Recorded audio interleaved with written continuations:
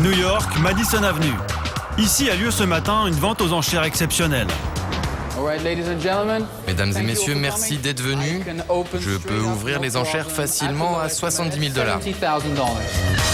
70 000 $, c'est la mise à prix pour cette montre de plongée en acier, le modèle Milgauss. À sa sortie, il avait fait un flop. 50 ans plus tard, on se l'arrache. Ces enchères, c'est le rendez-vous à ne pas manquer pour les collectionneurs du monde entier. Ici, chacun a déjà une Rolex, quand ce n'est pas deux. Vous avez 2 Rolex au poignet? Oui, j'aime les Rolex. Le matin, j'ai du mal à choisir. On débute à 70 000 $. Y a-t-il une enchère dans la salle? Dans quelques secondes, le marteau du commissaire-priseur va faire un heureux. 75 000, 80 000, 85 000, 90 000, Les enchères font tourner la tête. 130 000. Et avec vous au téléphone? 160. 160 000 maintenant. Avec Étienne? Le prix grimpe à 160 000. Non.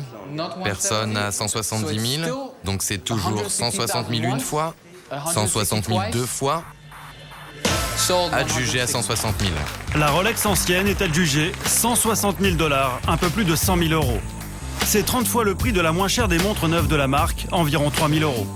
Si les enchères crèvent ainsi le plafond, c'est que ces montres sont aussi des montres de stars et qu'elles font rêver. Cet homme en possède toute une collection. L'une de ses préférées est une vraie montre d'espion. Combien de Rolex avez-vous? J'en ai 200. Celle-là, c'est la Big Crown.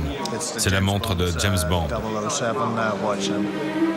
C'est exactement la montre que portait Sean Connery en 1962 dans James Bond contre le Dr No.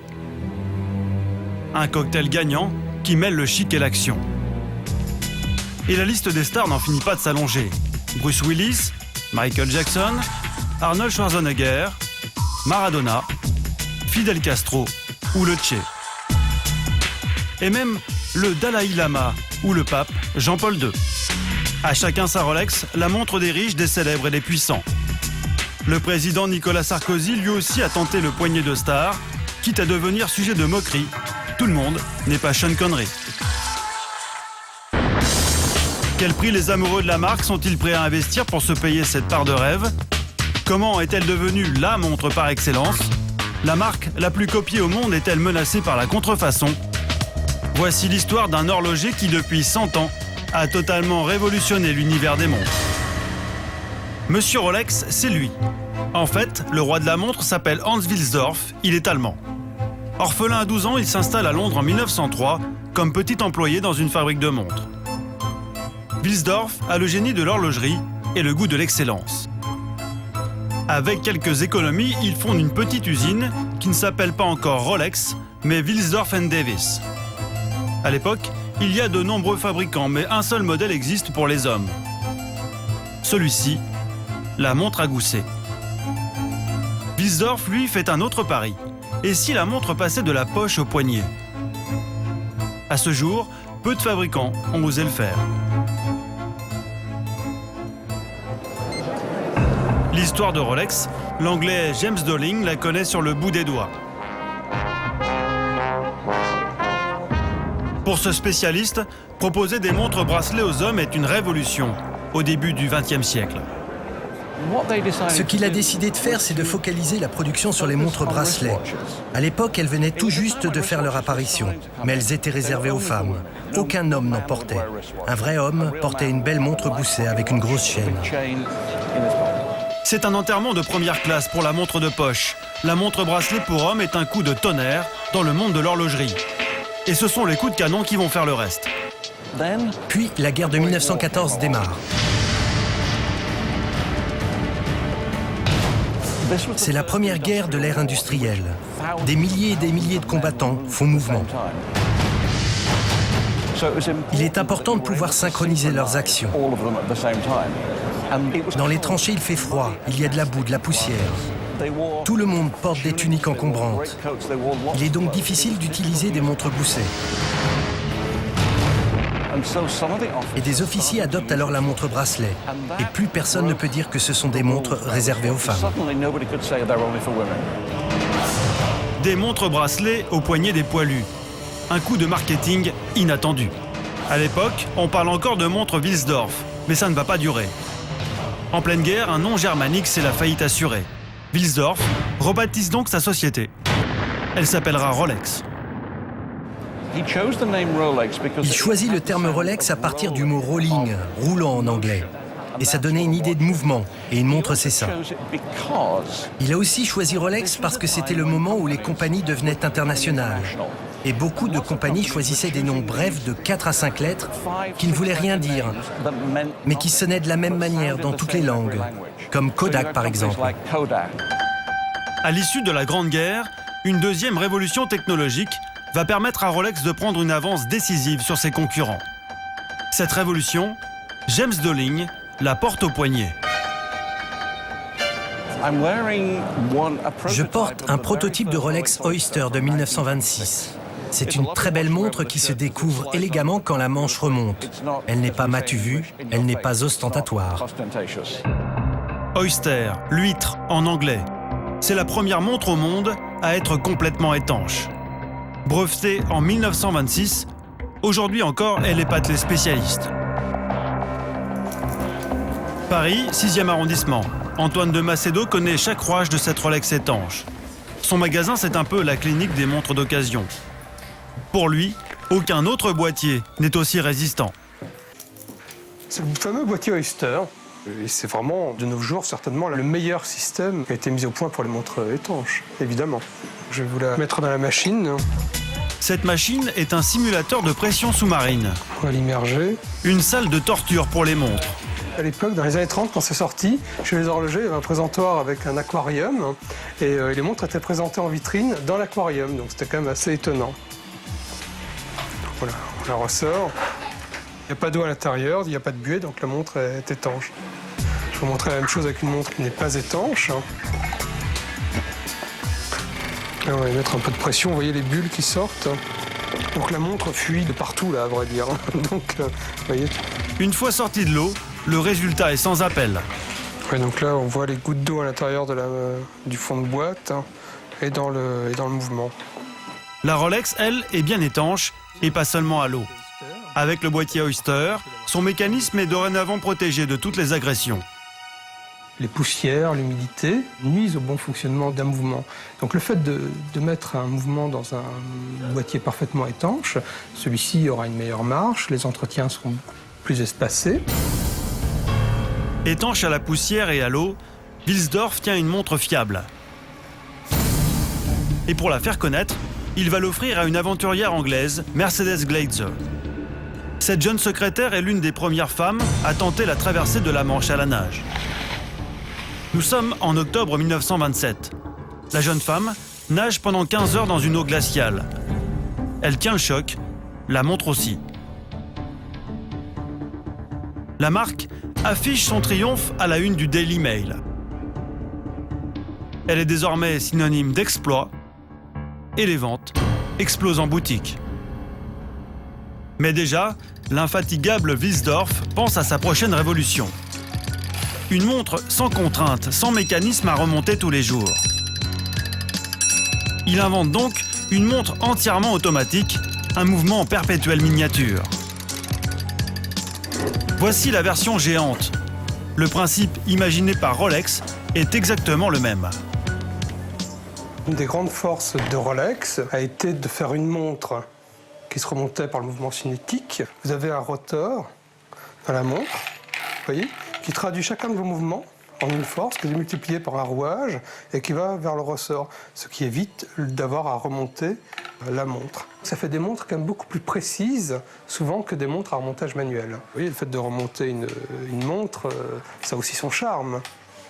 Mais l'automatisme, oui, c'est vraiment une vraie révolution. C'est un mouvement conçu de manière extrêmement logique.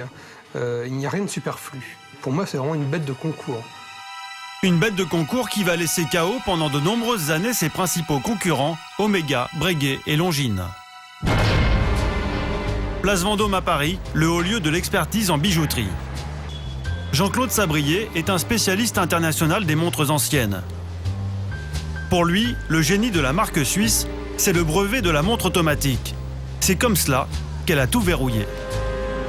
La force de Rolex, c'est d'avoir pris dès l'origine 10 ans d'avance sur ses concurrents. Rolex a pris des brevets très sérieux.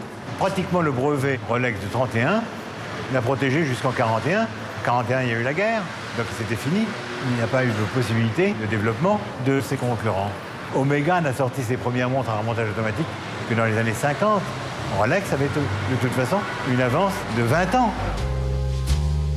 Après la Seconde Guerre mondiale, rien de nouveau dans les boîtiers Rolex, mais Hans Wilsdorf cherche à faire un nouveau coup. Il invente l'Explorer, une montre particulièrement robuste, taillée pour les aventuriers. Il décide de l'envoyer sur le toit du monde. 1953, l'alpiniste Edmund Hillary et son coéquipier Tenzing Norgay décident de s'attaquer à la conquête de l'Everest, une première mondiale. Rolex au poignet, piolet à la main et crampons aux pieds, la cordée britannique réussit son exploit. La marque suisse aussi. Le plus haut sommet du monde, l'Everest, est vaincu. Les habitants de Katmandou, capitale du Népal, ont fait un accueil triomphal à l'équipe victorieuse. Le Sherpa Tenzing, leur compatriote, son camarade de cordée, le néo-zélandais Hillary, et les autres membres de l'expédition que commandait le colonel Hunt. Les premiers dans l'histoire, les Anglais ont vaincu l'Everest. Au sommet de l'Everest, Rolex atteint aussi le sommet de sa notoriété.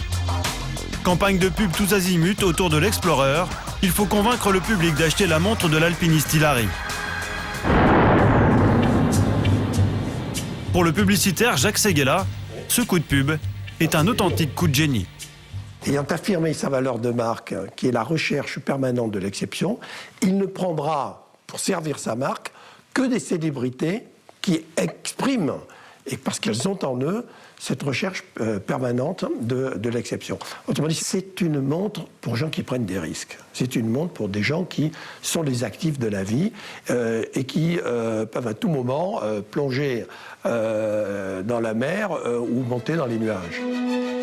Peu de temps après le toit du monde, la marque va taquiner le fond des mers. En 1953, le scientifique Jacques Piccard plonge en sous-marin avec une montre prototype accrochée à l'extérieur de l'engin. 3000 mètres plus bas, elle bat un nouveau record, de profondeur cette fois. Dans la foulée, la marque décline ce prototype en version grand public, étanche à 100 mètres, baptisé Submariner. Les retombées commerciales sont immédiates. Aujourd'hui encore, c'est le modèle vedette du catalogue. Dans les nuages ou dans les profondeurs des abysses, à chaque fois, le constructeur suisse joue du marketing avec précision. Une seule condition, rester la montre de l'exploit. Près de 2 milliards de chiffre d'affaires, 800 000 montres vendues l'an dernier. Il n'existe aucun chiffre officiel publié par la marque, mais les estimations donnent le vertige. Pour fabriquer ces bijoux, près de 6 000 employés travaillent dans la plus grande discrétion. Qui définit cette stratégie du secret ? Comment se protège-t-elle de la concurrence ? Direction Genève, la ville coffre-fort. C'est vrai pour les banques, autant que pour les montres. Cet immeuble de verre, c'est la maison Rolex, citadelle imprenable. Interdite au public et encore plus aux caméras. Les curieux ne sont pas les bienvenus. J'ai des gens qui sont en train de faire une prise de vue du bâtiment. Ok, ouais, merci. C'est une violation de domicile. Ici, c'est privé, jusque là. Jusqu'où? Là, c'est l'extérieur. Le culte du secret. Même les amoureux de la marque sont éconduits. C'est le cas d'Osvaldo Patrizzi. C'est lui qui a mis en place les premières ventes aux enchères de Rolex anciennes. Mais lorsqu'il a demandé le concours de la marque, il a trouvé porte close. L'horloger suisse l'a complètement snobé. Moi, j'aime leurs produits, je n'aime pas leur façon de gérer. Mais je ne suis pas un actionnaire, ni Rolex, je suis un observateur extérieur. Rolex, c'est un produit exceptionnel, fait par des personnes qui savent bien leur métier, mais qui ne connaissent pas l'art de communiquer, sinon qu'avec des grands coups de millions pour faire de la publicité. Pour pénétrer dans cette usine, c'est un véritable scénario à la James Bond. Rolex, championne de l'innovation, déborde aussi d'imagination quand il s'agit de se cacher. Empreinte rétinienne, empreinte digitale, code d'accès. Des mesures de sécurité exceptionnelles pour cultiver le secret, mais aussi pour protéger un trésor. En effet, pour fabriquer ces montres, la marque suisse est le plus grand consommateur d'or après les États. Un empire et une fortune détenus par des propriétaires, eux aussi très mystérieux. Qui sont les détenteurs des actions Rolex? C'est une fondation, donc il n'y a pas un vrai patron, il y a des responsables. Donc, il y a la famille Henniger, après Wilsdorf, qui ont pris Rolex dans les mains et qui la gèrent. Sont eux les grands patrons aujourd'hui, mais ce n'est pas leur société. La société appartient à une fondation. Et là, je crois que Wilsdorf a bien vu. Cette fondation, la voici. Quelques bureaux dans un immeuble anonyme. Et ici, comme à l'usine, silence. Moi, je ne peux pas vous donner des informations comme ça sans savoir qui vous êtes. Malheureusement, je ne peux rien vous dire.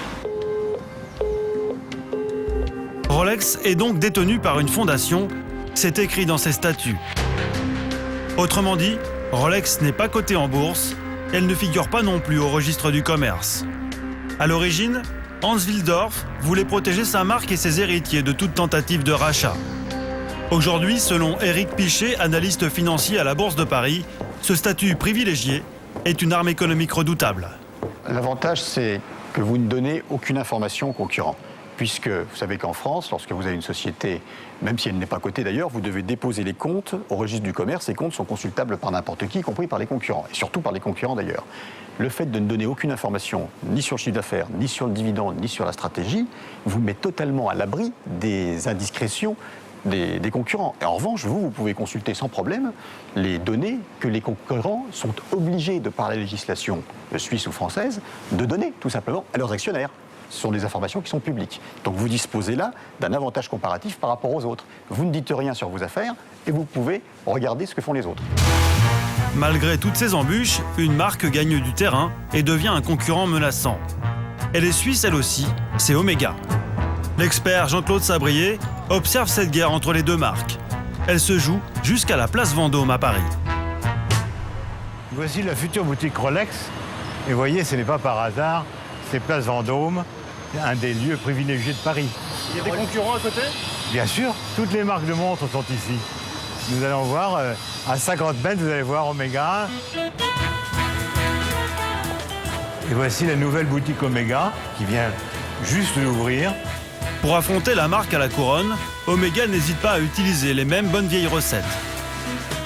1957, comme Rolex, Omega crée sa montre de l'exploit, la Speedmaster. Et avec ce modèle, elle réussit le coup du XXe siècle. C'est elle qui sera choisie par la NASA pour équiper ses astronautes et deviendra la première montre à faire le voyage sur la Lune. 1995, comme Rolex, Omega se lance sur le marché de l'espionnage au poignet de James Bond.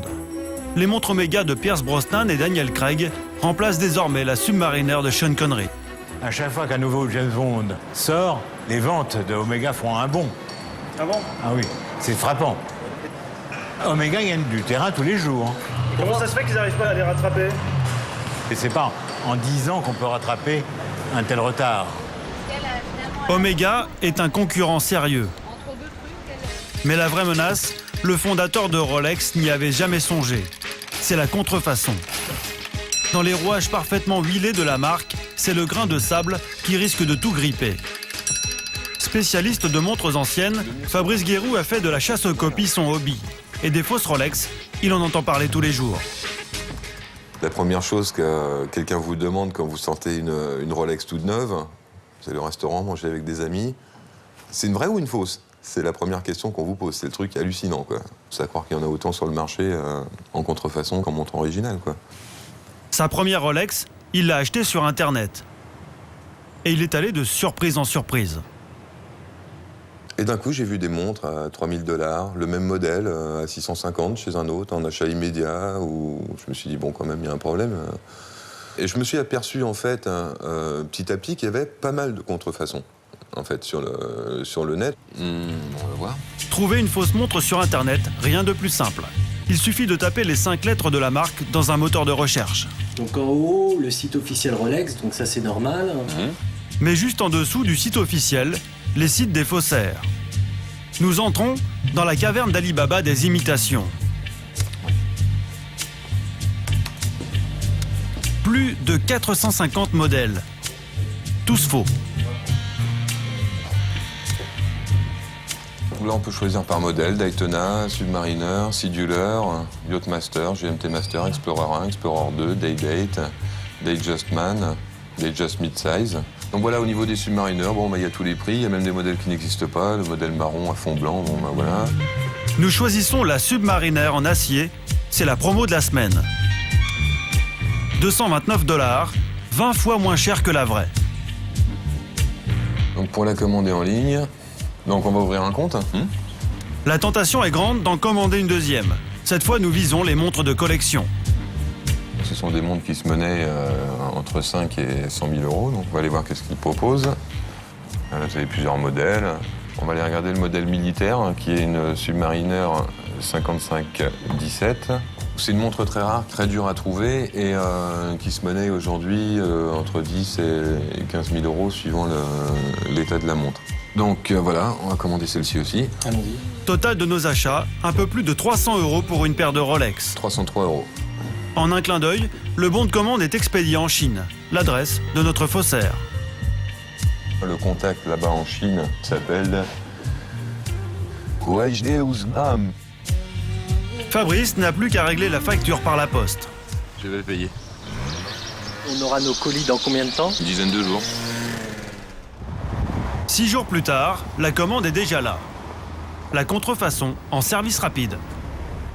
Pour déballer le paquet, Fabrice Guéroux se rend chez 2 autres spécialistes en montres de collection.